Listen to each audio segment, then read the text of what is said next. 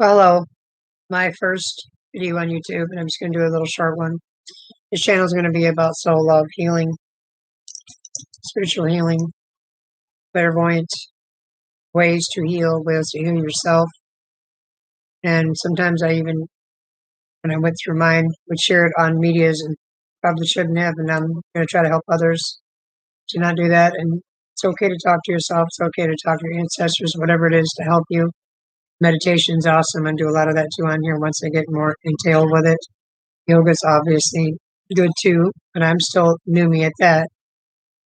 But I do believe that sometimes if you wait 25 minutes and think through what you're going through, what you're upset about, or whatever, and that'll give you more time to reflect and take the energy and release it before telling everybody or putting it on the media how you feel about it and, that kind of stuff. There for a period, that's what I did because it was overwhelming because I was clairvoyant and everybody was always doing things around me. And then I always felt like I can't stand it if I don't tell them because then I can't be around them because I know and I can't be around them if I don't tell them because now I feel like I'm sneaky. And I went through that and it's like I don't have to say everything. If I don't feel at that point in time or you don't feel that the situation is best fit for you, whatever it is, and your intuition and your gut tells you to no, just don't do it. It's not your person. That's why it's a sixth sense, indoor, clairvoyant, like me, medium, otherwise. My ancestors speak to me all the time about stuff and give me clues and warnings, and good days, whatever, blessings.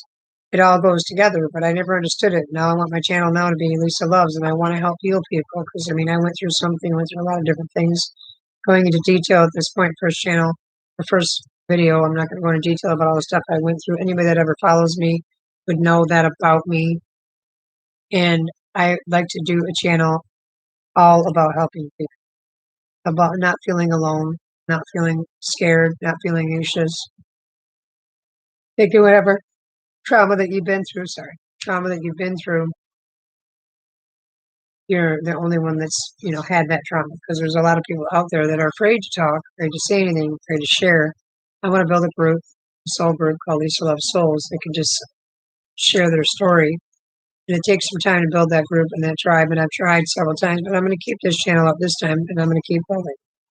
I'm going to put stuff on here about ways to relax, ways to calm down, ways to not feel alone, things to do to, release the tension or otherwise. Exercise is number one. Meditation's wonderful. Go to a nature place and put on some meditation earphones otherwise, and just not think about what you're upset about. Put yourself like in another area wherever you'd like to be and visualize yourself there, listening to the music and just shut everything out and learn through meditation how to rebuild that peace in your heart and soul again. Instead of living in that moment of that trauma and feeling like you have to stay there because you're scared. And I understand fight or flight syndrome. I had it myself.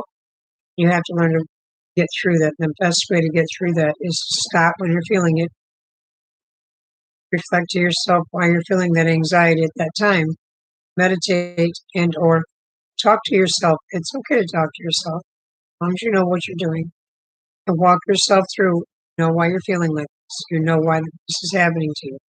And make yourself go. I watched a movie last night about an older lady. Kind of like my mother was dealing with a young kid. His mother died, and he was holding his mother when she died, and he was so guilt-ridden. And as they became friends, and he kept, sharing, getting closer, she took him to the road where the mother died, and he freaked out, and fell on the ground, and couldn't even look at where she passed out, where he held her. She said, "You have to go back to that, pain, and remember, it's okay." And of course, he's like, "Well, where? How did you know that?" It's there on the bridge underneath, listening to you.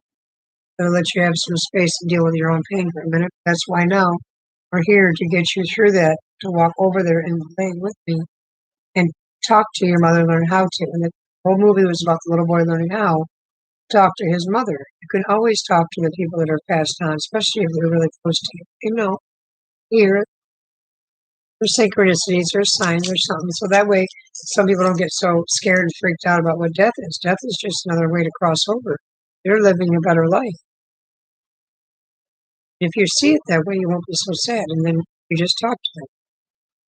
Don't be afraid of death either, because death is just a way to cross over into another world where you're not hungry anymore, you're not hurting anymore, you don't have pain like that anymore. You feel completely euphoric, and you're an angel and a soul.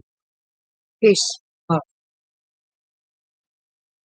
Don't mourn over the people so long and grieve like I did with my mother. I did, I admit it. And I've learned now. They're happy. You can still talk to them all the time, even more so, as you're sharing spirit. Embrace the people that you're with when you can. Don't fight over the stuff that doesn't mean anything. Embrace every moment of every day, all the day, especially with your loved ones. Everybody always say I'm mad at me because I say money's and everything. It's not that. I'm saying you don't need it. You need to have time, special time, love and heart and soul, care for others. And you're never unhappy because you're always more of a giver and you have love in your heart to give. And then you receive someone as a smile is all you need. You're never, ever wish you had more. That would be enough. So anything ever after that be a blessing. That's what I mean. Everybody needs love. Some people run around, I don't need love because they're afraid of love because love has hurt them. But it's not the love that hurts you, it's the people that aren't grown spiritually enough to understand that they can hurt others and they're still selfish. And if you get to the point in your life where you say, okay, whatever they're doing is about them and whatever I'm doing is about me, that's what you need to do. Because most of the time, people, the way they behave is about them. And if you make them feel they haven't felt in a while because you're so full of love and light and happy, they might treat you worse than anybody because you're making them feel and they're not used to that. Remember that. People that most project everything on you or hurt you, the ones that are hurting themselves always most. They're the ones that need the most love. Everybody would say that. Yes. They're the ones that are the most troubled. They're the ones that you need to. And I've learned. I'm not saying I know everything and I want to know. I've learned the hard way because I'm an empath, Sag, Cancer Moon, Scorpio rising, but I'm more, I think, Cancer Moon because I feel everything. Everything, like everything. It's my little girl, but so it's that, that doggies are getting old. She's got a little leg. You know,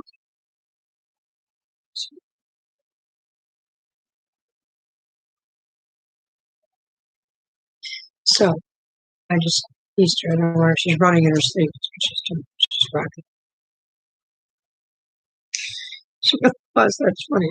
Right on film. Anyways, moving. And it's hard to do this, I know, because a lot of people do. They react, and even in marriage, otherwise, I did family relations, got an A in high school. They react and they lash out because you've hurt them, and it hurts instead of them saying that hurt when you did that and just walk away with and cry. You're trying to play tough, like I'm not going to cry and I'm not going to feel that. And that's what it's all about. Most majority of the reasons. And the main reason why people fight over being right is because they don't want to be wrong because then they've hurt somebody, they don't want to, and they don't want to feel like they've deliberately hurt somebody. It's not about right or wrong. It's about if you hurt somebody by what you've done, that's what matters. You don't want to hurt them. Period. You want them to feel love from you, not me. So then you say, I hurt you by what? And you really want to sit down and have long talks about soul connection. You don't get this, but I do. But what you want, what you don't want, what makes you happy, what doesn't make you happy. That's called dating. Dating, everybody thinks it means just go to a big event and show each other's company, have fun, dress up, show off, go home. And maybe a couple of days later, you do have intimacy, saying it nicely. Do you really know each other? Knowing each other is just sitting across from each other for like a couple of months, whether you're intimate or not. And you're really transparent and authentic with each other to the point where you're not afraid to be an ego, an image, or a persona. You're the one that wants to tell the truth about your whole life story to this person. I do that. People always say, why do you do that? They just judge you. Well, then they're not for me. If I find someone that has pain and done stuff, now if they've done real horrible stuff, no, then I might have an issue. If it's really inflicting pain and children are elderly. I might say, whoa, whoa, whoa, what happened? Are you rehabilitated or whatever? But what I'm saying is, legally, everybody always has something that's painful in their past, whatever it might be. You can't take it personal. You can't look down on them that have had something horrible. It happened to them. They didn't do it. But you love each other, even as souls, even if you don't have intimacy, even if you just met and just started really sharing, you should respect and love each other and always be there for each other if you've shared those kind of things. I'm just different. Now, mind you, don't get me wrong, my ex, some people told me to get away from me because they hurt me so bad. It was like, I just can't be nice. I just want you to get away from me. Then after I've calmed down, I try to say, you know what? Hey, I can talk. And then they're mad at me because I just told me to get away from me.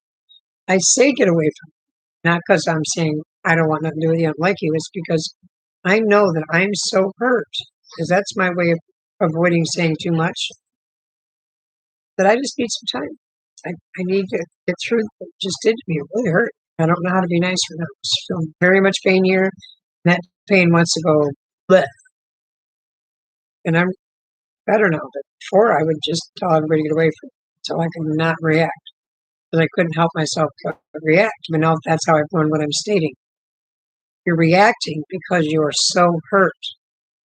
What you really want to say is that really hurt me, and you want to be vulnerable and cry instantly with the person you love and say, that hurt me. And if you did that, I'm telling you, the other person, unless they're a real narcissist, meaning, will feel bad and will stop and wait a minute, like, that hurt you? That's silly. And then say, explain it to me. And if the other person listens, then they won't do it again because they know that it really hurt you, vice versa.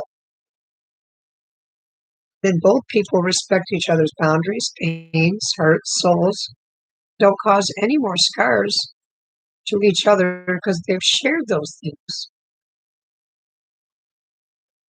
That's what a soul love is.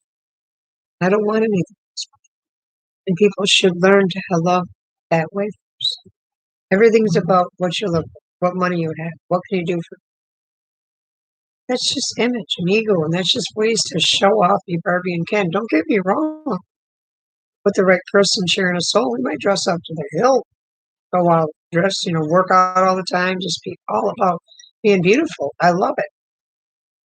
Be sexual, great.